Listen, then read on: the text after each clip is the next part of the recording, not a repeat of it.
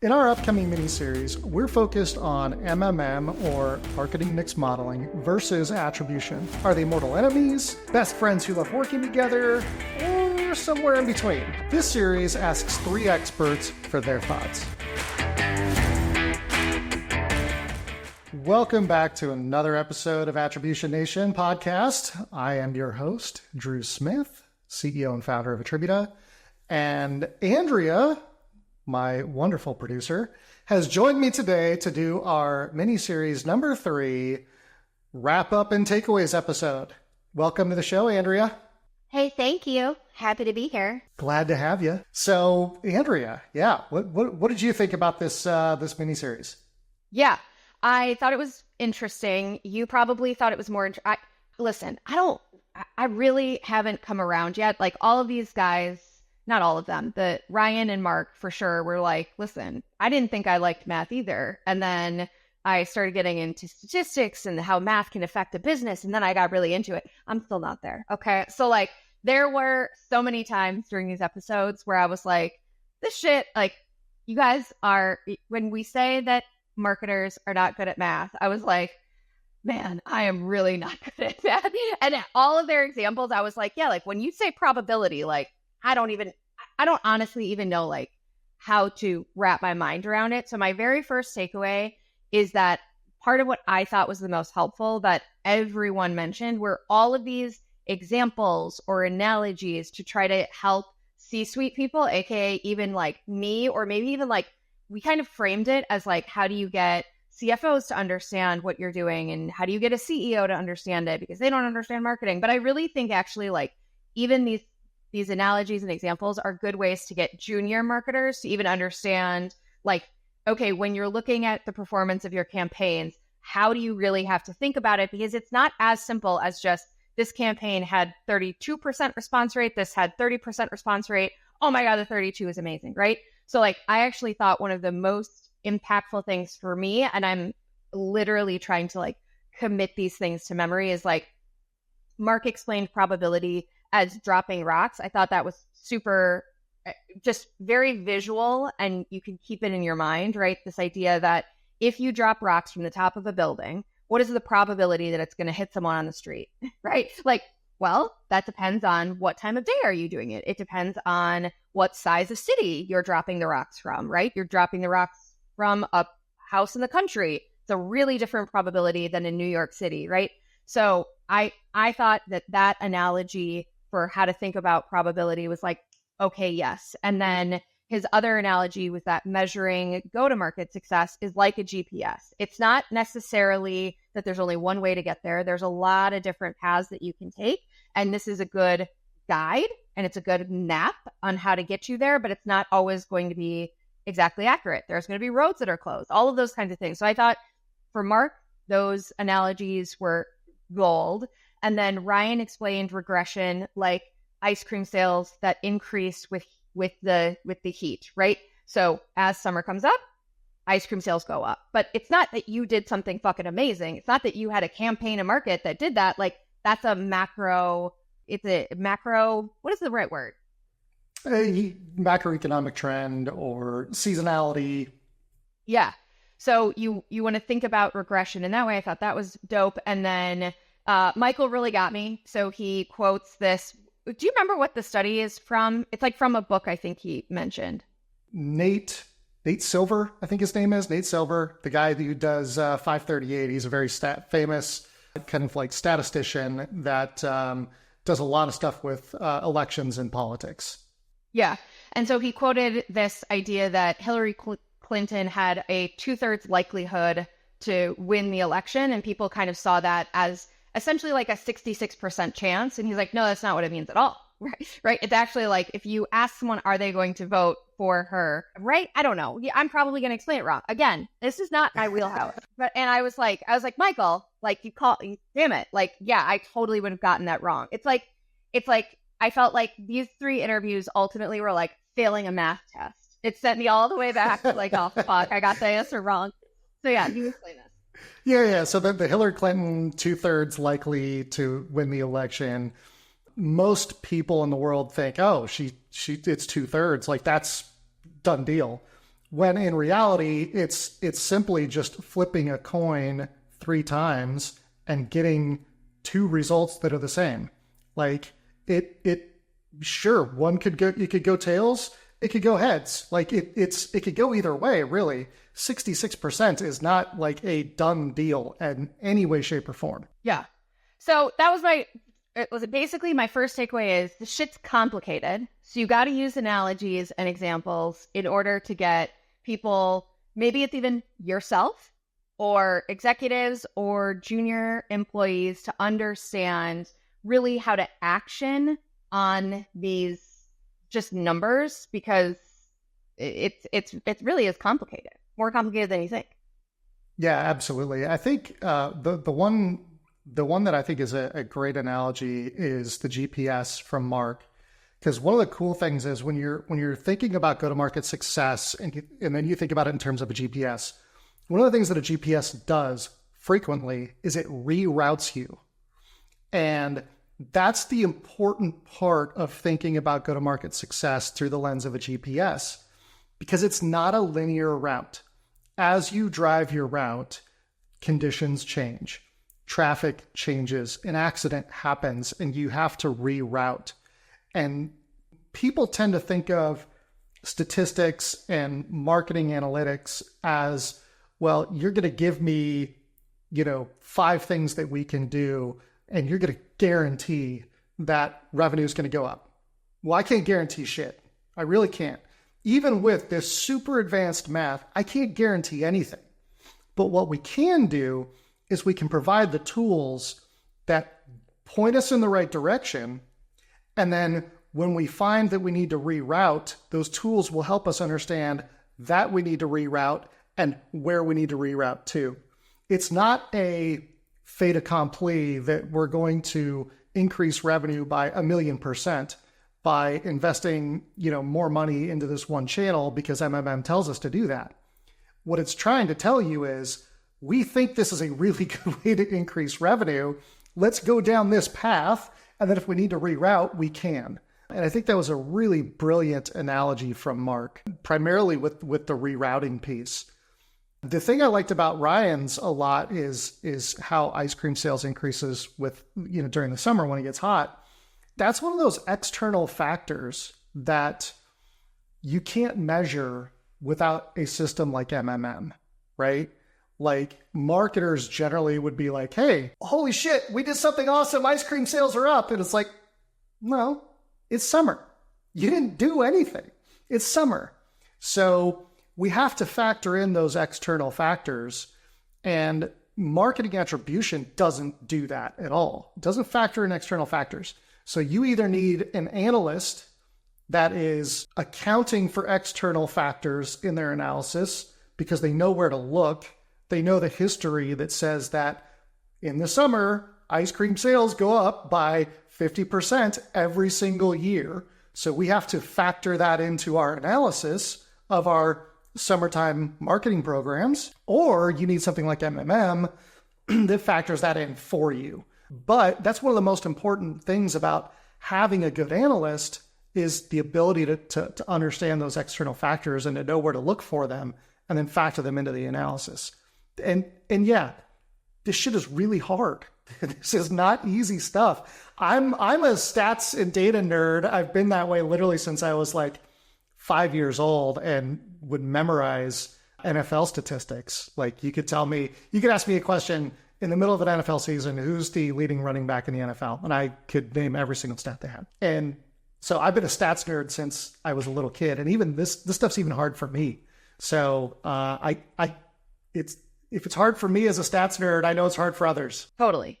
And so this is supposed to be my third takeaway, but I'm going to just move it up because it dovetails better with what we're talking about, which is no, really, this shit is super fucking complicated. Like the number of CMOs that I know, especially at small companies that are trying to do this kind of and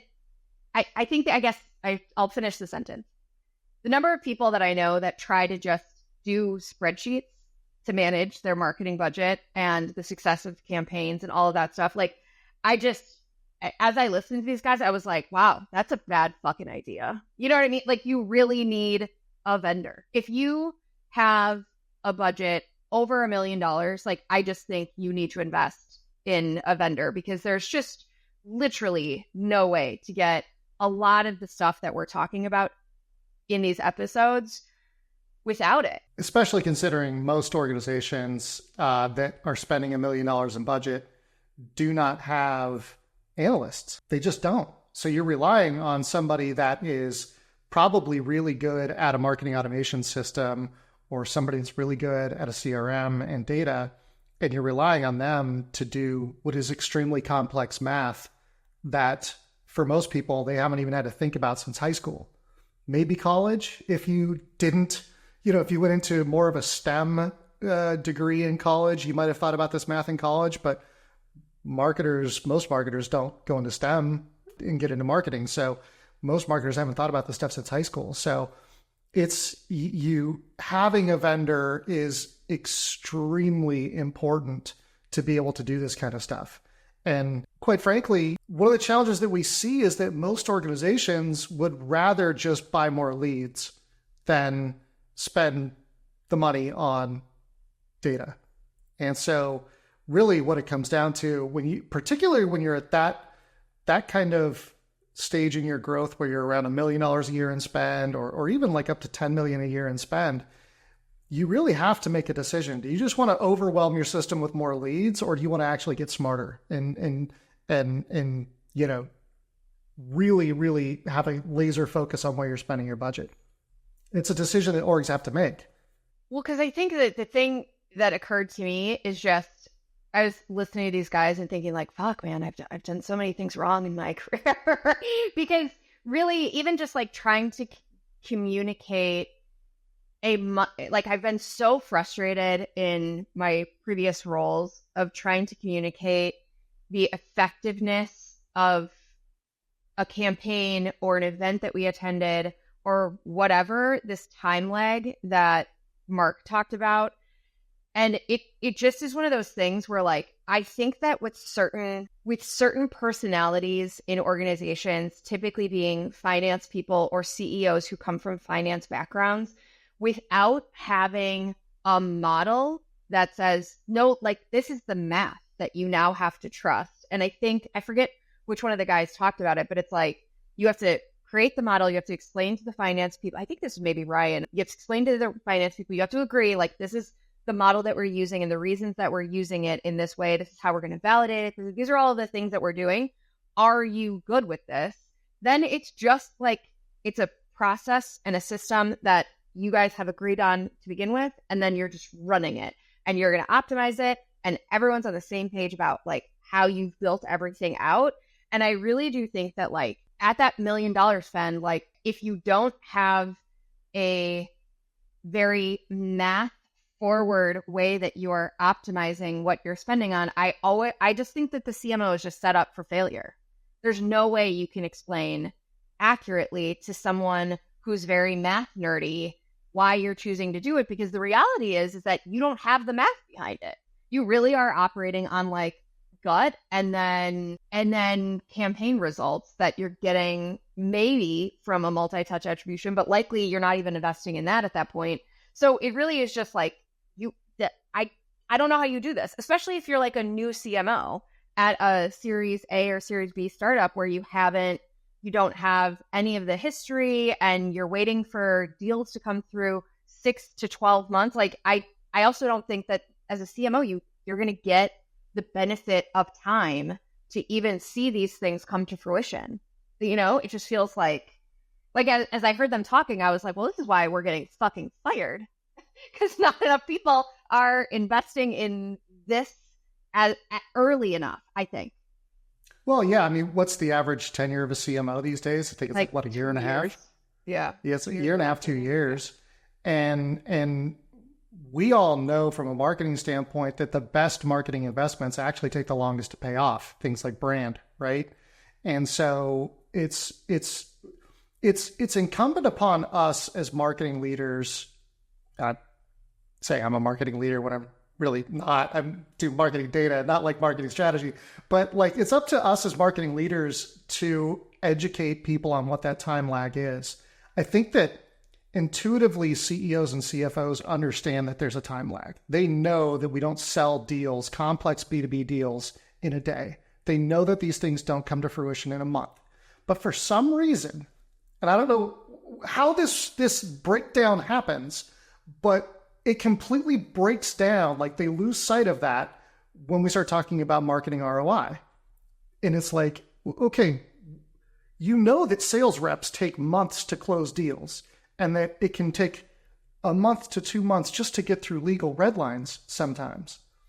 And yet you're expecting marketing ROI to ignore all of that? How? How do you expect marketing ROI to ignore all of that? You can't. So it's up to us as marketers to constantly remind folks about the time lag.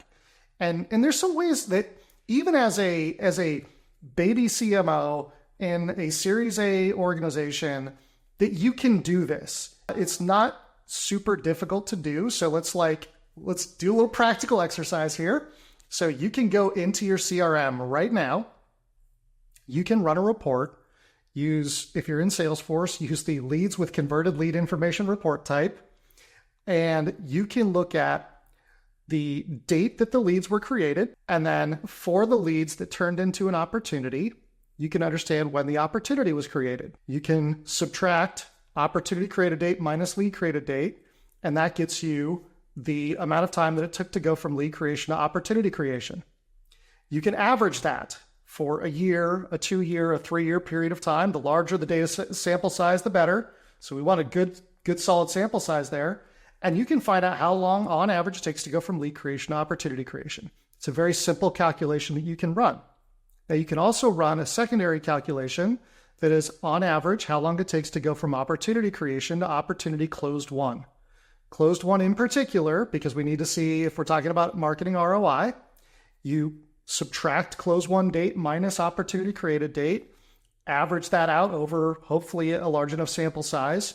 You can now add those two numbers together and get your average time lag. And that's from lead creation to when we actually close the sale.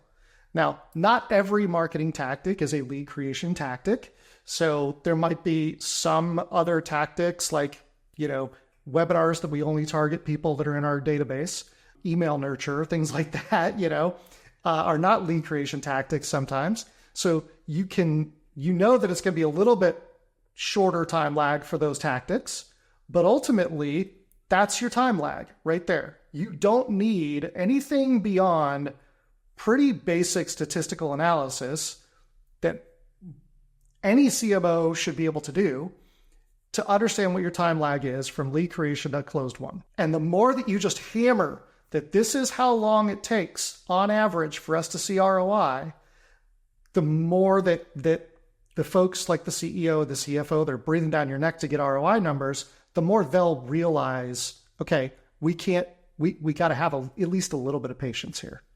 Yeah, that all sounds lovely, right? But I will literally tell you what my old CEO used to say, which was, okay, but if we're investing $50,000 into this event, when is it going to pay off? And you cannot answer that question, right? That I think is the big, and I actually you can. don't. No, you can't. Yes, no, you fucking can't. No way, because of all the stuff that all of our guests talk about, right?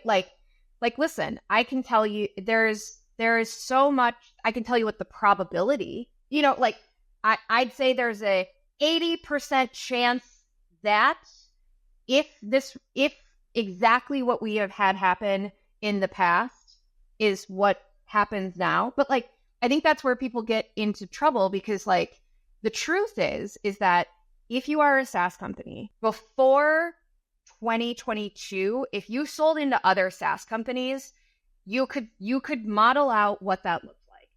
After the funding fell out of SaaS, people's sales processes have changed so dramatically that if you are using historic data to say, well, this is what we would expect, you got fired.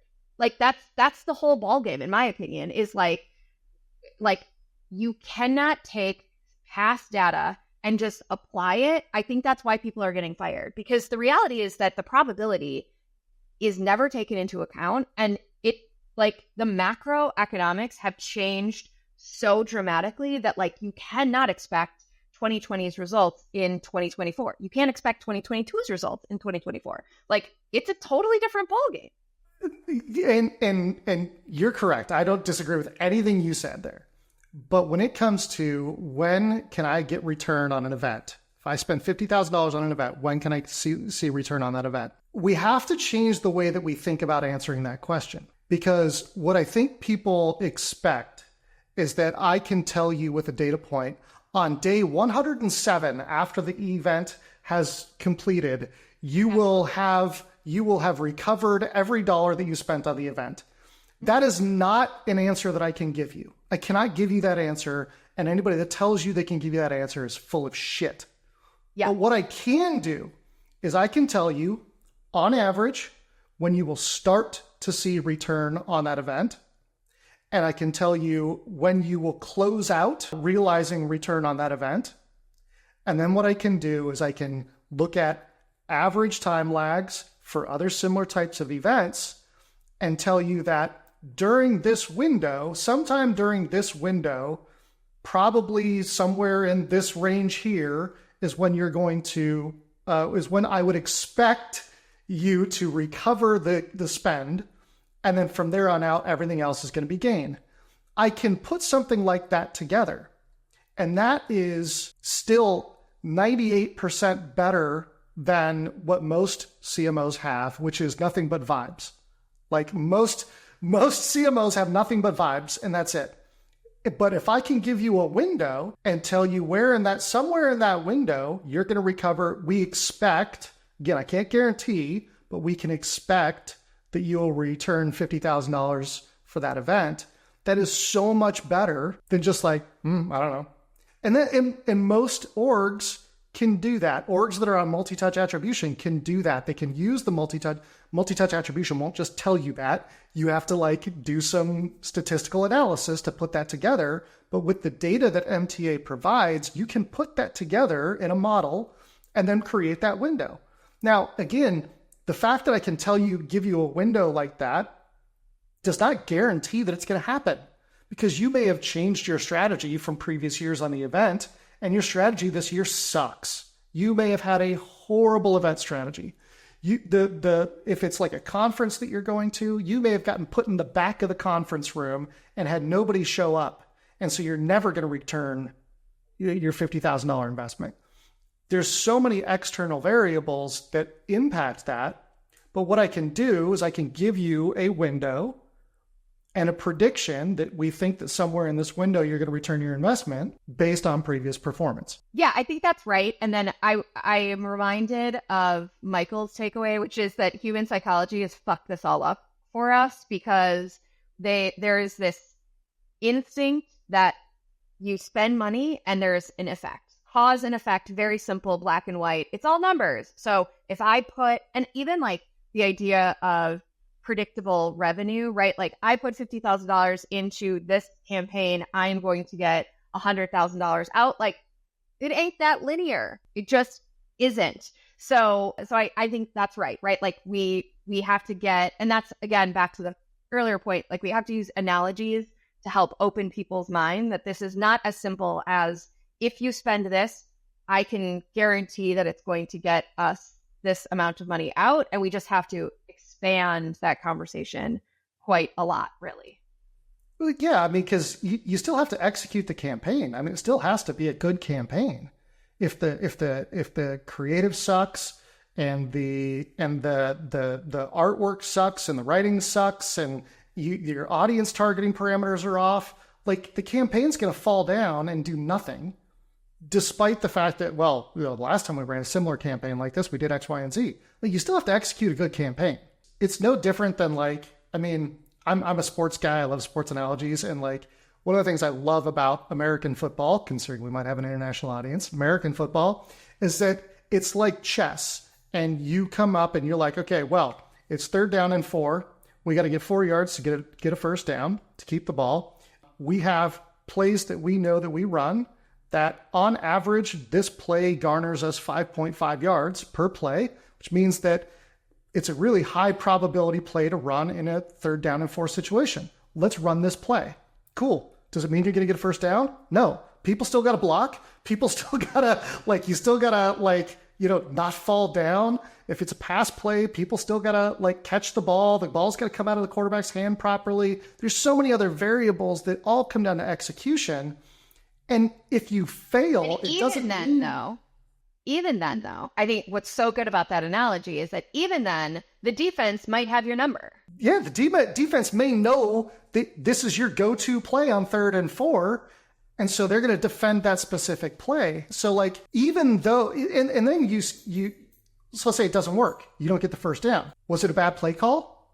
Well, if I don't get the first down, it's a bad play call. Well, not necessarily, because it was still the right thing to do in the situation. We either just didn't execute it properly or the defense stopped us. It doesn't mean that if the campaign doesn't work, that the campaign was a bad decision. It means that maybe we just didn't execute it properly. And I've got a great example that I use all the time about how we've used MTA with clients before. And I'm going to cut this example down really short. So I was working with a client that had a direct response campaign. It was a paid search campaign. It was a request a demo form. So everybody that came through the form was high intent. They were asking for a demo. And at the 30-day mark, we measured, hey, do we have any opportunities from this yet? It's a request a demo form. Should be pretty quick to at least get to opportunity creation. Nothing, not a single one. Every other metric, like cost per lead, cost per MQL, all that stuff was fantastic. It's running great. Not a single opportunity came from this thing. Well, bad campaign, right? Well, no. We were able to very quickly identify that the problem was the execution of the campaign. And the specific execution problem was the image on the landing page was an image of a mom and pop shop. It was designed to look very quaint. Well, this particular organization doesn't sell to mom and pop shops. And guess who was filling out the form? Because the image said, this solution is for me, was a bunch of mom and pop shops. So they had to change the image to get it to fit the right audience. And once we changed the image, the performance of the campaign did a 180. All the top funnel metrics like cost per lead, cost per MQL actually turned to crap because we weren't getting in just tons of bad leads. But we were actually starting to see opportunities come around. So the execution still has to be there. It can be the right campaign, but executed poorly, and you don't get the results. Yeah. And I think that dovetails nicely into our third takeaway, which is that I think what we've decided is that MMM and MTA, they are both good, but serve really different purposes, right? So the example that you just gave, and I think what we've decided is that MMM is basically macro, if you really want to understand what kind of big buckets to spend more or less of your budget in, what's really having an impact on revenue at a very high level, MMM is perfect. If you want to do things like very specific campaign optimization, MTA is far better because MMM actually won't even allow you to get that granular, which is also part of a benefit. I really liked that Ryan brought this up where it's if you're sick of fighting with sales for credit, just use MMM because we can't even dig all the way down into what specifically did we do. Oh, and have sales argue with us that, oh, actually that event wasn't even very good. If you want to stay away from arguing with sales, use MMM. I thought that was one of the best points of why to use this and why I wish I had it in my life. But I think that that's the key, right? I think it's not, do I use this or that? I think the hard truth, even though it's going to cost you more money, is that you really need both because MMM can benefit dramatically from the data that MTA builds in your database so that it can use it to make the model smarter. I think that's what we're saying, right? Yeah. They're complementary and they really kind of fill the gaps that the other one has. MTA has a blind spot to brand. It has a blind spot to PR. It has a blind spot to external factors. MMM fills those blind spots. MMM has blind spots at getting super granular with campaign level optimization, and actually connecting specific activities to specific opportunities. MTA solves that problem. So when you look at them, and how they work, they actually work really, really well together. And I think that all the guys that we talked about, Mark, Ryan, and Michael, they all agreed that the ideal scenario is not one or the other. The ideal scenario is both of them put together. And I think that the way that I look at it is also another analogy is MTA allows you to get really, really granular level in the dirt, looking at individual trees and individual leaves on individual trees. It allows you to zoom out and view that particular forest. MMM is zoomed out so much further. MMM doesn't just show you the forest. You actually can't even see any trees at all. It shows you the entire planet. It's like looking at a picture of the Earth from the moon. That's MMM. Whereas MTA, like you're looking at individual forests and individual trees and individual leaves to get an understanding of, the health of each one of those. Whereas MMM looks at the entire ecosystem. Yeah. And I did like Michael's addition to that analogy to say that MTA, unfortunately, you don't even see all the trees. Some of them are invisible trees because, to your point earlier, you can't really track PR. And I actually think that that's where a lot of people get into trouble with MTA is they try to construct all of these operationally cumbersome ways to try to create a touch point on things that have no business being a touch point, right? Like, and I think that's where, like, in my career, I've spent entirely too much time trying to create touch points for things that it's just much better if you look at them in aggregate and look at the lift that is provided from some of these approaches and strategies rather than trying to create a touch point for everything because that's the end all be all. Yeah, I think I would agree with that. I mean, there's the biggest knocks on attribution historically have been the things that it can't measure. And that's true. But the alternative isn't don't do MTA.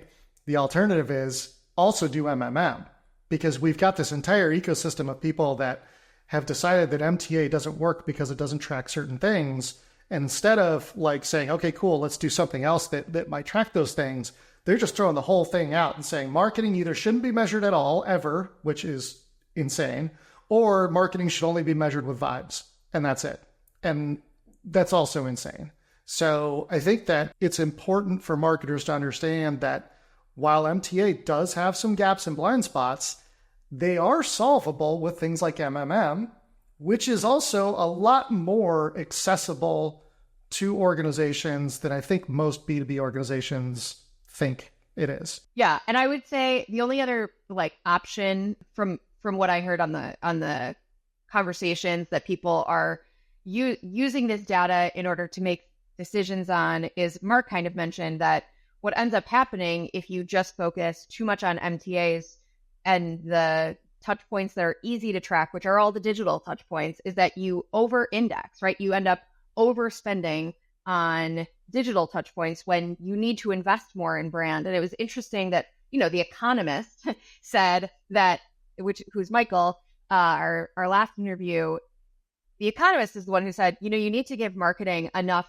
space to be creative and to create really great campaigns with great creative, great artwork, great all of these things. I was like, and this is The Economist saying that you need more, you need to give people the trust and the freedom to go and be creative and really embrace the creative elements of marketing. I thought that was great. And I think that's actually what MM helps do, is prove the value of some of those more creative elements, those more halo items where, hey, we got this placement in this small industry publication and the impact of it was very good. So I thought that is the only thing that I would add, is it seems like, and I've heard from my friends, that when you're only using multi-touch attribution and it becomes really hard to prove the value, again, based on our erroneous desire to have all of this cause and effect psychology, like then all the brand stuff that you know is impacting revenue and reputation, and therefore the bigger picture, it's just much harder to track in MTA without MMM, and you end up over-indexing for, Google search, where you can prove, hey, yeah, when people Google my name, my company name, my product name, we really get a lot of great leads from that source. Like, nah, you also need the brand stuff that actually push them to Google your name to begin with. Yeah. I think I did find it to be extremely interesting that The Economist, Michael, had, the same approach to marketing creativity and taking big swings as the people we spoke to in season 1, who were, tenured executives that were talking about having R&D budgets in marketing, and marketing being given the space to try new things and get creative without even necessarily measuring those things, really. And then The Economist, who runs an MMM company over here, is saying, like, yeah, same thing. Like, let's give marketing creativity, let's give marketing some leeway and try some new crazy things and take big swings. And it's kind of that weird, like, bookend moment. Like, we're hearing that in season 1.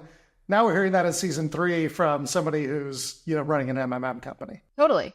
So those are my 3 main takeaways. What do you have anything else to add? Any big things you think I missed? Because I'm not a nerd. I'm not a super nerd like all you guys.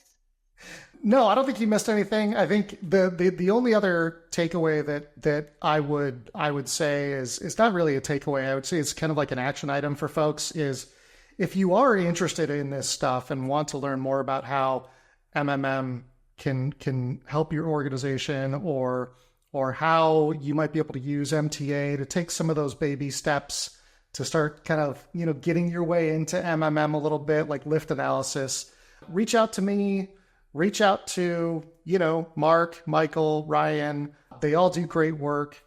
We all ultimately want to help marketers do better marketing and make sure that CMOs don't keep getting fired after, a year and a half to 2 years. We want them to have long tenures and, fantastic careers and do great stuff. So, we all want to help. So reach out. I'm always open to questions and just like brainstorming stuff. So don't hesitate to ask those questions. This is stuff that it's difficult. It's going to be difficult for a CMO to understand this stuff.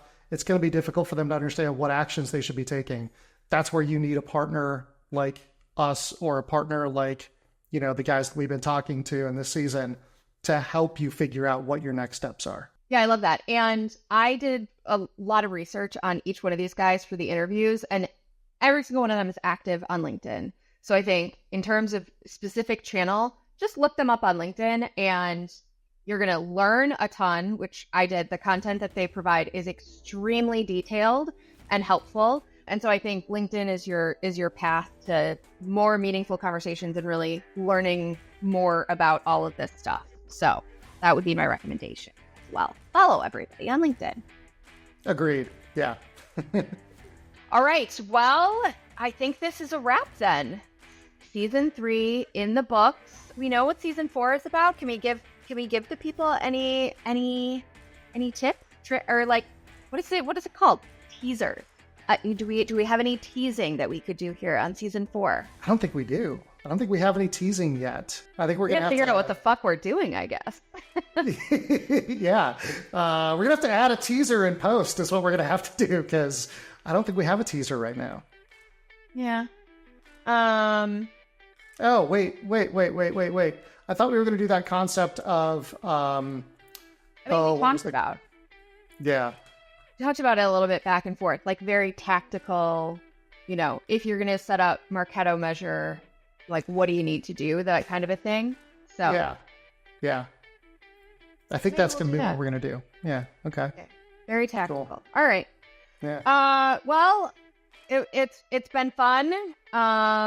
Thanks for listening, everyone who has, and as always, Drew, thanks for having me. It's been fun. Well, thanks for all the work that you do to help make this podcast so successful, and for wrangling me and And then obviously, coming on to help wrap up these the miniseries and the seasons with me. So it's always a pleasure talking to you, Andrea. Yeah, no problem. All right, see you in season 4.